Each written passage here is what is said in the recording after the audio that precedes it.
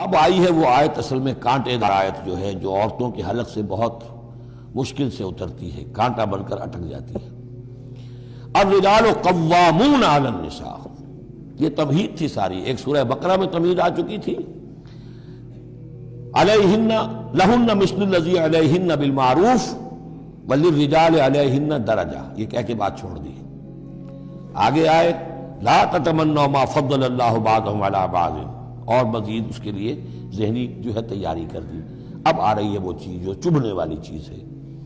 الرجال قوامون علی النساء، مرد عورتوں پر حاکم ہے۔ یہ میں ترجمہ زور دے کر رہا ہوں۔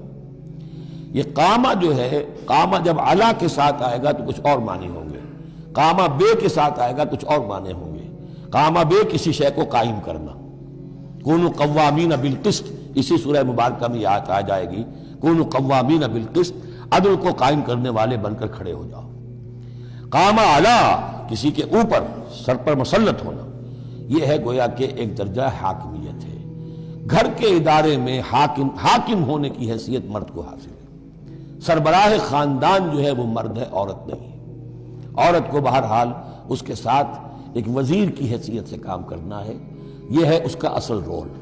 اسی لیے میں بیان کر چکا ہوں کہ وہ جو نسیان کا معاملہ تھا، اللہ تعالیٰ نے اس کے اندر، چونکہ یہ سیکنڈ رول پلے کرنا ہے اسے یقیناً اس کے جذبات کو جو زیادہ ٹھیس پہنچنے کا امکان رہے گا۔ آدمی کو، ہر انسان، مرد بھی چاہتا ہے میری بات چلے، عورت چاہتی ہے میری بات چلے۔ اب آخر کار کس کی بات چلے گی؟ یا تو دونوں کسی طریقے سے کسی مسئلے میں متفق ہو جائیں، اور عورت جو ہے، بیوی اپنے شوہر کو دلیل سے، اپیل سے جس طرح قائل کر لے تو معاملہ ٹھیک ہو گیا۔ اب اگر نہیں ہو رہا معاملہ تو اب کس کی رائے چلے گی؟ مرد کی رائے چلے گی۔ تو کس کو اس سے ایک صدمہ پہنچے گا؟ عورت کو پہنچے گا۔ لیکن اس صدمے کا ہی جو ہے انفلوئنس، اس کو کم کرنے کے لیے سیفٹی والو، نسیان کا مادہ اللہ تعالیٰ نے عورت میں زیادہ رکھ دیا۔ اسی لیے پھر اس قانون شہادت کے اندر ایک مرد کی جگہ 2 عورتوں کو وہاں پر اس کا نصاب رکھا گیا۔ الرجال قوامون علی النساء بما فضل اللہ بعضهم علی بعض۔ اب یہ دوسری بات ہے کہ اگر وہ شوہر حاکم ہو کر ظلم کرتا ہے، ان کے حق ادا نہیں کرتا ہے، تو اللہ کے یہاں بڑی سخت پکڑ ہوگی۔ یہ تو دوسری بات ہے بالکل۔ لیکن یہ کہ جو قانون ہے اسلام کا وہ یہی ہے کہ یہ اختیار دیا گیا، اب آپ اس اختیار کا غلط استعمال کر رہے ہیں، آپ اس کو ظلم کا ذریعہ بنا رہے ہیں، تو اس کی سزا اللہ تعالیٰ کے ہاں آپ کو مل جائے گی۔ بما فضل اللہ بعضهم علی بعض، بسبب اس فضیلت کے جو اللہ نے بعض کو بعض پر دی ہے، وبما انفقوا من اموالہم، اور بسبب اس کے کہ جو وہ خرچ کرتے ہیں اپنے مال۔ اب دیکھیے یہ خرچ کرنے کا معاملہ اسلام میں شادی سے شروع ہو گیا۔ شادی مرد کی بھی ضرورت ہے، عورت کی بھی ضرورت ہے، لیکن مرد مہر دیتا ہے، عورت مہر وصول کرتی ہے۔ تو جو خرچ کرنے والا ہے اب اس کی ایک حیثیت دوسری ہو گئی۔ پھر گھر میں اس کا نان نفقہ پورا جو ہے، اس کا خرچہ، اس کی ذمہ داری، اس کو سپورٹ کرنا شوہر کے اوپر ہے، تو اب وہ مال خرچ کر رہے ہیں۔ بما انفقوا من اموالہم، فالصالحات، تو نیک بیویاں کون ہیں؟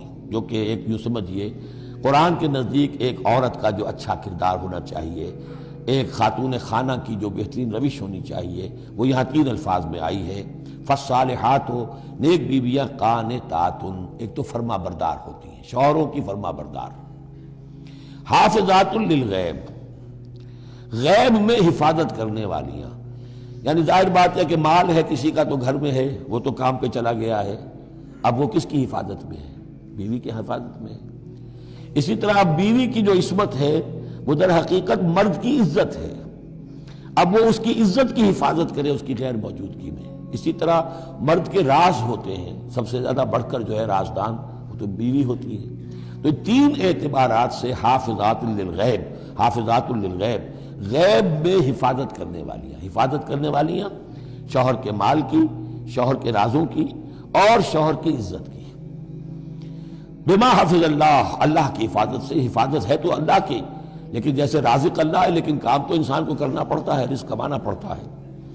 واللاتی تخافون نشوزہن، اور وہ خواتین کے جن کے بارے میں تمہیں اندیشہ ہو جائے ان کے اندر سرکشی کا، ضد ہے، ہٹ دھرمی ہے، بات نہیں مان رہی ہیں، اپنی بات منوانی ہے، کسی نہ کسی طریقے سے گھر کی فضا خراب کی ہوئی ہے، یہ ہے نشوز۔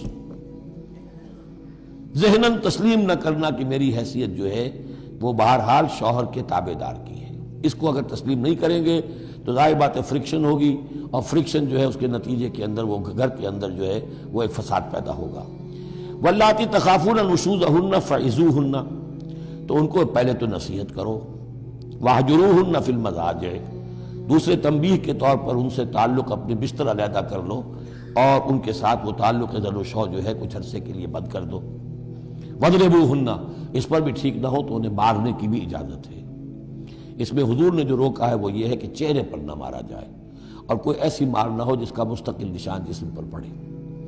اب یہ چیزیں اللہ کا کلام ہے، اس کے اندر جو ہے کوئی ہمارے لیے کوئی جھجک نہیں ہے، معاشرتی زندگی کو ٹھیک رکھنے کے لیے اس کی ضرورت پیش آئے تو وہ بھی کرنی ہوتی ہے۔ فَإِنْ أَطَعْنَكُمْ، پھر اگر وہ تمہاری اطاعت کریں، فَلَا تَبْغُوا عَلَيْهِنَّ سَبِيلًا، تو اب ان پر خام خواہ کی زیادتی کرنا، پچھلے غصے نکالنا، بار بار جو ہے وہ اپنے غصے کا اظہار کرنا، یہ بھی ٹھیک نہیں ہے۔ ان اللہ کان علیٰ کبیرا، یقیناً اللہ تعالیٰ بہت بلند ہے، بہت بڑا ہے۔ وَإِنْ خِفْتُمْ شِقَاقَ بَيْنِهِمَا، اور اگر تمہیں یہ اندیشہ ہو گیا ہو کہ ان میں تو اب زدم زدہ ہو گئی ہے اور یہ اب ساتھ اب چلنا ان کا مشکل ہے، شوہر میں بیوی میں مزاجوں کا اختلاف ہے، اور اس کی وجہ سے کوئی زدم زدہ، عورت بھی اکڑ گئی ہے، مرد بھی اکڑا ہوا ہے، تو اب ٹھیک ہے کیا کریں ہم؟ تو اس میں ایک کوشش کرنے کا حکم دیا پہلے، فَبَعْثُوا حَكَمًا مِّنْ أَهْلِهِ وَحَكَمًا مِّنْ أَهْلِهَا، تو ایک حکم مقرر کرو ثالث، لڑکے والوں میں سے، شوہر والوں میں سے، شوہر کے خاندان میں سے، اور ایک حکم جو ہے اس عورت یا لڑکی کے خاندان والوں میں سے۔ إِن يُرِيدَا إِصْلَاحًا، اگر وہ دونوں چاہیں گے اصلاح، یوفق اللہ بینہما، اللہ تعالیٰ ان کے مابین موافقت پیدا کر دے گا۔ لیکن ان یریدہ میں مراد دونوں ہو سکتے ہیں، یعنی ایک تو یہ کہ اگر واقعتاً شوہر اور بیوی جو ہے چاہتے ہیں کہ موافقت ہو جائے، ہوتا ایسا ہے کسی وقت جو ہے وہ نفسیاتی گرہ ایسی بن جاتی ہے کہ وہ بھی چاہتا ہے کہ معاملہ درست ہو جائے اور وہ بھی چاہتی ہے کہ درست ہو جائے، لیکن اب یہ کہ اب اس میں گرہ ایسی پڑ گئی ہے، مقدے میں آ پڑی ہے سکون دسترانہ بات، کہ اب اس میں کسی طریقے سے مسئلہ حل نہیں ہو رہا، تو حکمین آ جائیں گے تو وہ بات کو گرہ کھولیں گے، ادھر سے کچھ سنیں گے، ادھر سے سنیں گے، کچھ اس کی وضاحت ہوگی، ادھر کی وضاحت ہوگی، تو ہو جائے گا۔ اور ایک یہ بھی ہو سکتا ہے کہ اس سے مراد حکمین ہو، کہ اگر حکمین پوری سی کوشش کریں گے تو اللہ تعالیٰ ان کے مابین موافقت پیدا کر سکتا ہے۔ میرا رجحان پہلی رائے کی طرف زیادہ ہے۔ ان اللہ کان علیما خبیرا، یقیناً اللہ تعالیٰ بہت علیم اور خبیر ہے۔